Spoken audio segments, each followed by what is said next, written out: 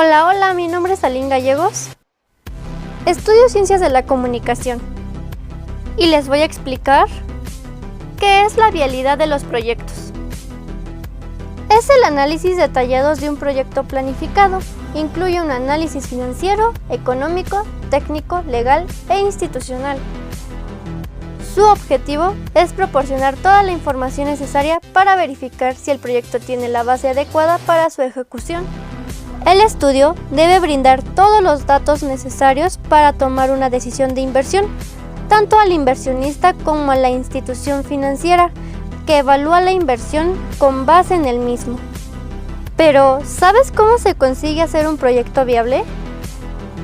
Determinar la viabilidad de un proyecto requiere la evaluación de una serie de factores diferentes, y el potencial de viabilidad varía según el tipo de proyecto. Uno de estos factores son los costos. Para que un proyecto pueda considerarse viable, sus costos no pueden superar sus ingresos. Por ejemplo, si se dispone de un monto presupuestado para un proyecto y los costos reales superan el presupuesto, es probable que el proyecto pierda su viabilidad.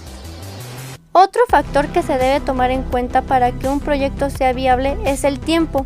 Un proyecto que no está en marcha, desde el punto de vista de los plazos, puede perder su viabilidad. Por ello, es importante cumplir con los plazos establecidos para presentar los datos y estudios necesarios que muestren su viabilidad. Y por último, también es importante, para lograr que un proyecto sea viable, que el mismo proyecto pueda satisfacer las necesidades del público a quien está dirigido. Además, que los productos o servicios sean de buena calidad. Un proyecto viable necesariamente tiene que ofrecer una verdadera satisfacción. ¿Cuáles son las fases? En el primer lugar tenemos el análisis del entorno socioeconómico. Pero para poder realizar un buen análisis socioeconómico debemos tener en cuenta varios aspectos, entre los cuales se encuentra la ubicación donde se desarrollará el proyecto y las condiciones socioeconómicas del sector hacia el que está dirigido. El primero justificará la elección del lugar determinado y el segundo el impacto de los efectos del proyecto en el aumento de la competitividad de la empresa. Por otro lado, tenemos el análisis de la demanda, que su objetivo principal es presentar la demanda de un mercado definido y determinar su estructura y tamaño. Pero también sirve para identificar a los destinatarios de los resultados del proyecto. El análisis técnico y legal debe contener, en primer lugar, una descripción de los recursos técnicos como máquinas, terrenos, dispositivos y edificios, así como todo el equipo de investigación propio que se utilizará durante la ejecución del proyecto. En segundo lugar, el estatus legal del solicitante y otros participantes del proyecto es la información sobre la viabilidad organizacional y legal del proyecto. El plan integral de implementación del proyecto debe incluir lo que es el calendario material y financiero del proyecto, con la estructura y los gastos planificados para las tareas individuales. También el calendario del proyecto, las etapas de ejecución divididas en trimestres, junto con el tiempo de ejecución de cada etapa, la ejecución de cada tarea y teniendo en cuenta los llamados hitos. La durabilidad de los resultados del proyecto y por último la promoción del proyecto, el objetivo, los grupos destinatarios, los medios y los métodos. El análisis financiero y sus conclusiones. Aquí se ajusta el presupuesto asumido. Debe reflejar la situación financiera del solicitante, además de incluir el flujo de caja, utilizando el método estándar o compuesto que cubrirá la duración total del proyecto. Esta fase también debe presentar las conclusiones del análisis financiero. Adicionalmente, debe probar que los fondos serán suficientes para cubrir todos los costos. Si las conclusiones no presentan resultados positivos, se tiene que determinar las razones y se deben cambiar los supuestos del proyecto a la medida necesaria. ¿Por qué es importante para las empresas? Pues se basa en la voluntad organizativa de hacerlo bien, antes de comprometer recursos, tiempo o presupuesto. Un estudio de viabilidad puede descubrir nuevas ideas que pueden cambiar por completo el alcance de un proyecto. Por lo tanto, es importante hacer estos arreglos con anticipación en lugar de saltar y descubrir que el diseño simplemente no funcionará. La realización de un estudio de viabilidad siempre es beneficiosa para un proyecto, ya que brinda una imagen clara del proyecto propuesto antes de que se ejecute. También los estudios de viabilidad pueden ayudar a determinar los problemas, beneficios y posibles costos que puedan afectar al proyecto. A su vez, pueden contribuir con el desarrollo de estrategias de marketing que convenzcan a los inversores de que invertir en el negocio es la mejor opción. Gracias a esto, es posible definir variantes de ejecución y afirmar si el proyecto asumido es factible. Es decir, para que tenga éxito nuestro negocio. ¿Han escuchado del análisis de sensibilidad de un proyecto? Pues aquí les voy a explicar. El análisis de sensibilidad es una herramienta de gestión que permite a las organizaciones predecir los resultados de un proyecto, ayudando a comprender las incertidumbres, las limitaciones y los alcances de un modelo de decisión. Pero para esto les voy a explicar que existen dos tipos de análisis de sensibilidad, el local y el global. El primero es una técnica que estudia el impacto de un solo parámetro a la vez en función al costo, manteniendo las variables de manera fija. En cambio, el global utiliza una muestra con el propósito de explorar el espacio de diseño. Como todo, esto nos ayuda a tener beneficios, como por ejemplo nos facilita la toma de decisiones.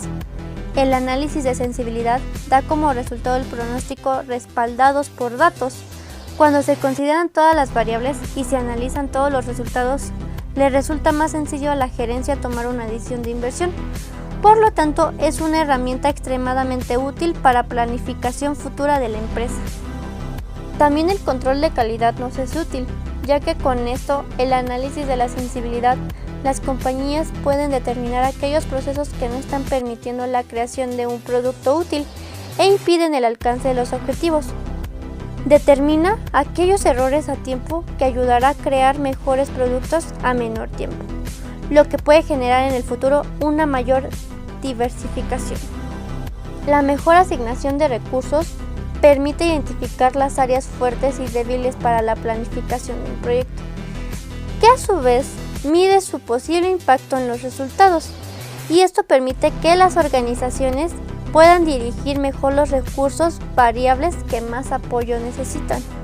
Para entender mejor, podemos entender que permite que las empresas puedan pronosticar el éxito o fracaso de un proyecto utilizando datos confiables y certeros. Al estudiar todas las variables y los posibles resultados, los directores de proyectos pueden tomar mejores decisiones respecto al proyecto, negocio o inversión. El impacto social del proyecto. Son aquellas que crean efectos positivos en las comunidades en general. Esto implica el mejoramiento para el desarrollo de las personas. Se reconoce a los proyectos con impacto social como exitosos, ya que si llevan a cabo de manera correcta, pueden lograr resultados a mediano y largo plazo. Sus principales ventajas son adquirir licencia social, contribuir con la calidad de vida y bienestar de las comunidades, aumentar las posibilidades y oportunidades para las personas que habitan ahí, contribuir al cumplimiento de los objetivos de desarrollo sustentable. Los habitantes se vuelven más autosustentables. ¿Han escuchado el impacto ecológico en un proyecto? Pues aquí se los voy a explicar. Podemos definir qué es el conjunto de estudios y análisis técnicos que permiten valorar los efectos que la ejecución de un determinado proyecto puede causar sobre el medio ambiente. La evaluación de impacto ambiental de proyectos constituye el instrumento más adecuado para preservar los recursos naturales y defender el medio ambiente. ¿Ustedes saben qué alternativas pueden tomar para un financiamiento de un proyecto? Yo les voy a comentar aquí. Bueno, el primero que voy a mencionar es el pedir un préstamo en el banco. Sin dudar alguna, la forma más habitual de financiamiento del proyecto es acudir a una entidad bancaria a pedir un préstamo. Por otro lado tenemos el Business Angels. que se trata de personas físicas que están dispuestas a aportar capital para proyectos que consideren que pueden llegar a ser rentables. También tenemos la opción de subvenciones y ayudas públicas. Crowdfunding es un sistema de micromecenazgo en la que la empresa o emprendedor expone su proyecto y la cantidad que necesita para ponerlo en marcha. Cada una de las personas que esté interesada en el mismo puede aportar la cantidad que le convenga. Pero a cambio, quien obtiene la financiación se compromete a dar a sus mecenas algún tipo de beneficio, por ejemplo una unidad gratuita del producto que se va a fabricar o una suscripción del desarrollo con ese dinero. Factoring puede ser una buena alternativa cuando no hace falta una cantidad demasiado elevada. Con esta fórmula la empresa traspasa a otra entidad el cobro de las facturas que se tiene a su favor. Esa entidad se convierte entonces en la acreedora de las cantidades o deudas y a cambio entrega a la empresa que se le ha cedido sus facturas el importe de las mismas menos la comisión que resulte de la aplicación. Y para finalizar, les voy a explicar lo que es el control y seguimiento del proyecto. La finalidad básica del control es la modificación del comportamiento de la persona u objeto que se controla. Consecuentemente, tratándose de la creación de sistemas de control, es fundamental preguntar cuál es el tipo de modificación que se deberá acarrear aquella en el comportamiento de la persona o del objeto sometido al control. El control es una función que se realiza mediante parámetros que han sido establecidos anteriormente. Podemos ver que tenemos diferentes tipos de control. Control direccional. Se realiza de modo continuo y no en puntos determinados, de modo que cada elemento de la acción sea el resultado de la rectificación casi instantánea de la acción anterior. Esto nos puede ayudar a realizar un buen sistema estructurado y que permita controlar bien los diferentes factores de una manera continua. Control aprobado y reprobado. En este caso, se somete a un examen después de concluir determinadas actividades. En caso de aprobación, se permite la realización de la siguiente actividad. Y en caso en que se repruebe, el proceso se interrumpe definitivamente o hasta que aprueben el examen. Aquí, si el control detecta fallas en alguna de las actividades, lo más recomendable es encaminarlas correctamente para que no presenten problemas posteriormente. El control post-operacional. Este mecanismo de control solo se pone en funcionamiento después de concluida toda la operación. La información para la acción correctiva en este tipo de control solo se utilizará en un periodo futuro, cuando se inicie la planificación de un nuevo ciclo de actividades. Les voy a explicar el proceso de control. Podemos observar que tenemos definición de los parámetros de control, que son los elementos que permiten al sistema de control determinar si las acciones están o no conduciendo al receptor a la dirección de la situación deseada. Posteriormente tenemos la medición de los resultados, que significa que todo el sistema de control debe poseer medios para verificar el resultado de cada actividad. Esta verificación puede presentarse bajo una forma cuantitativa. La evaluación de los errores consiste en la comparación entre los resultados que se pretendía obtener y aquellos que efectivamente se obtuvieron. Tenemos la definición de las correcciones, que a su vez verifica un error y evalúa su gravedad. Se hace necesario analizar las posibles soluciones ya existentes y seleccionar aquella que parezca la más adecuada. Y por último tenemos la ejecución de las correcciones. Aquí podemos ver las soluciones encontradas que deben traducirse en lenguaje apropiado para quien se encargue de ejecutarlas, y con un grado de detalle más elevado tomando en cuenta el nivel jerárquico del agente ejecutor. Y ya para casi finalizar, les voy a explicar lo que es el seguimiento de proyecto. Bueno, esto se propone permitir el seguimiento de la ejecución del proyecto integral y la introducción de las correcciones que resultarán de la experiencia adquirida a lo largo de lo mismo. Comprende control físico, financiero, de tiempo, institucional y de objetivos.